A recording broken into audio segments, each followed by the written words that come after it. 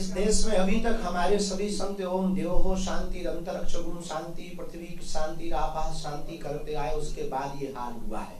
इसलिए हमें लगा इस देश में अब देवो क्रांति अंतरिक्षगुम क्रांति की आवश्यकता है। बाबा जी एक ये तो ठीक है, आप भड़काऊ बातें आपको इसलिए लगती हैं शायद, कभी नहीं। बागेश्वर पीठ या सनातन कभी भड़काऊ, देखो सनातन विवाद का विषय नहीं, संवाद का विषय है। फिलहाल तो सनातन विवाद का विषय बन चुका है। ये आपकी दृष्टि और लोगों के अपने अपने मत। बाबा जी एक सवाल ये था कि आप सनातन की बात करते हैं, लेकिन आज भी हम जब कुंभ मेले में देखते हैं शैव और वैष्णव का जो भेद है आज भी वो दस का दस है।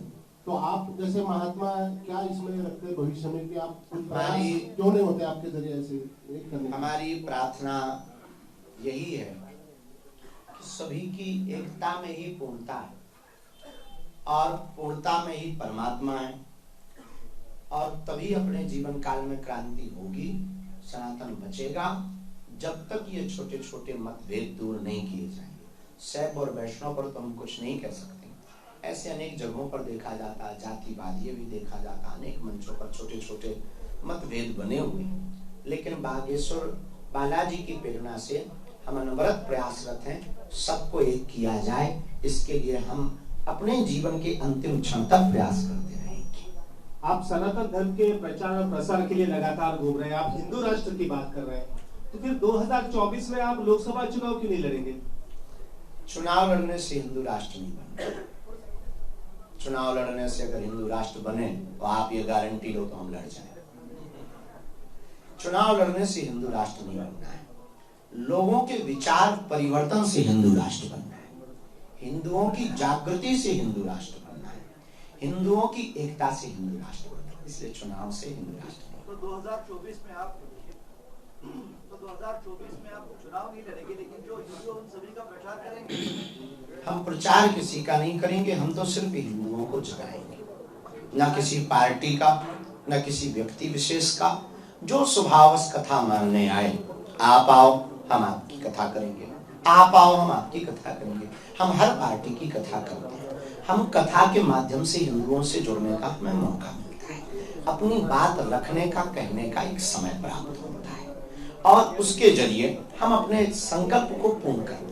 जैसे कथा आपकी होती है, आपने कहा सनातन धर्म के प्रचार के लिए आप कथा करते हो हर जगह पे, लेकिन सबसे ज्यादा आपको पहचाना जाता है आपकी पर्ची की वजह से। जैसे पंडित मिश्रा जी को उनकी रुद्राक्ष की वजह से पहचाना जाता है, आपको पर्ची की वजह से पहचाना जाता है।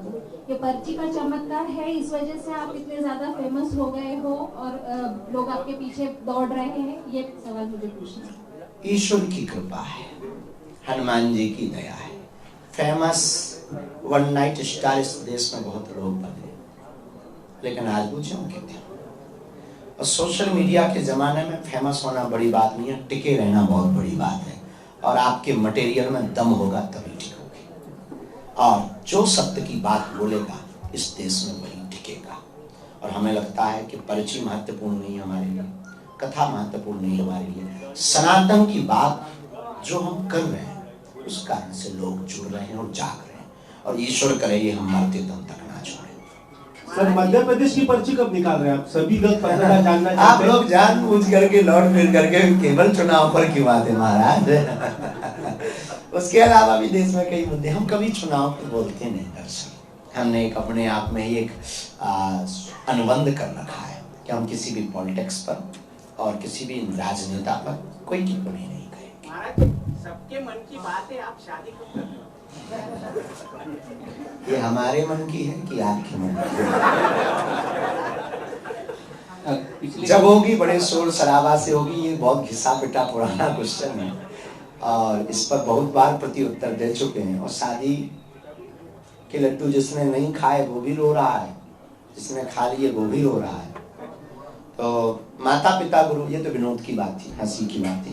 माता पिता गुरु की आज्ञा से हम बहुत ही जल्दी शादी के बंधन में बनेंगे। पिछले कुछ दिनों से अंधश्रद्धा निर्मूलन समिति जो है वो आपको चैलेंज कर रही है, लेकिन आप उसके बारे में कुछ ज्यादा उनका चैलेंज स्वीकारने की बात नहीं कर रहे। भगवान हमने खूब स्वीकार किया, यहाँ भी थे, यहाँ तक तो हमारे पास अभी तक चैलेंज के बारे में शायद वो अपनी मीडिया से बोलते हैं, हमसे तो कोई डायरेक्ट वार्तालाप नहीं होगा। हम स्वीकार करके यहाँ बैठे हैं। महाराष्ट्र की ही अंधश्रद्धा उन्मूलन समिति है, हम महाराष्ट्र की ही धरती पर बैठे हैं, उन्हें हमारे पास आना चाहिए। हम मध्य प्रदेश से चलकर यहाँ आ गए, वो यहाँ कहीं आसपास जहाँ भी आ सकते हैं। हम कभी भी किसी भी चीज से भागे नहीं, क्योंकि हमारे पास जो है हम वो बोलेंगे, जो नहीं है साफ मना कर देंगे। हम ईश्वर नहीं है, लेकिन जो हमारे पास है हम वो प्रस्तुत करेंगे, उसको मरते दम तक बोलते रहेंगे। जो हम पे गुरु की कृपा है उन्हें आना चाहिए। I accepted my dear. और अगर आप इसके रूप में वो बन सको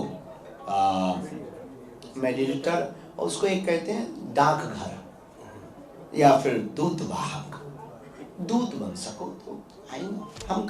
हमने कभी किसी चीज को मना नहीं किया, कोई आया नहीं। अब अपने प्लेटफॉर्म से कोई बोल दे, अब जैसे हम यहाँ बैठे, अब यहाँ जाने के बाद और फिर प्रेस कॉन्फ्रेंस करे, अरे मेरा स्वीकार नहीं किया चैलेंज, ये वो, ये तो मूर्खतापूर्ण बात है। हम नागपुर भी रहे, हम मुंबई भी रहे, 2 बार मुंबई भी रहे। हमारे पास आज तक कोई नहीं आया, ना कोई कागज आया, ना कोई व्यक्ति आया, ना कोई। और फिर ऐसे वार्तालाप करने से, मीडियाबाजी करने से हमें लगता है ये टीआरपी कमाने के तरीके। इन 3 दिनों में उन्हें आना चाहिए आपके पास? बिल्कुल आना चाहिए। हम बैठे हैं साहब, हम तो मुंबई भी बैठे रहे, नागपुर में भी हम 7 दिन रहे। उन्हें आना चाहिए अगर उनकी कोई दिक्कत है। भाई आपको पेट में दर्द है, हमारे पास गोली, डॉक्टर के पास गोली। आपको हमसे दिक्कत है तो हम इसका उत्तर हम ही देंगे, मीडिया नहीं देगी। वो तुम्हारे पास हमारा उत्तर पाने चले जाए, मूर्खता है। या तुम्हारा उत्तर हमारे पास पाने आवे, मूर्खता है। हमारे पास हमारा प्रश्न का उत्तर हमसे मिलेगा, मीडिया से नहीं मिलेगा। आप आइए, दरवाजा खुला है, खुला ही रहेगा तुम्हारे लिए। 21 लाख रुपए का आपको चैलेंज किया है कि आप उनके सामने। भगवान, पैसों पे तो हमारे भगवान कभी बिकते नहीं। हमारी तुलना के भी दे दो तब भी हम तुम्हारी सुनेंगे भी नहीं, क्योंकि हनुमान बिकाऊ नहीं है। हनुमान जी तो स्वीकार के विषय।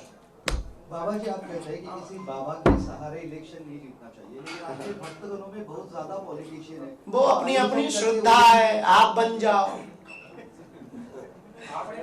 हमें लगता है हमने सभी प्रश्नों के उत्तर दे दिए।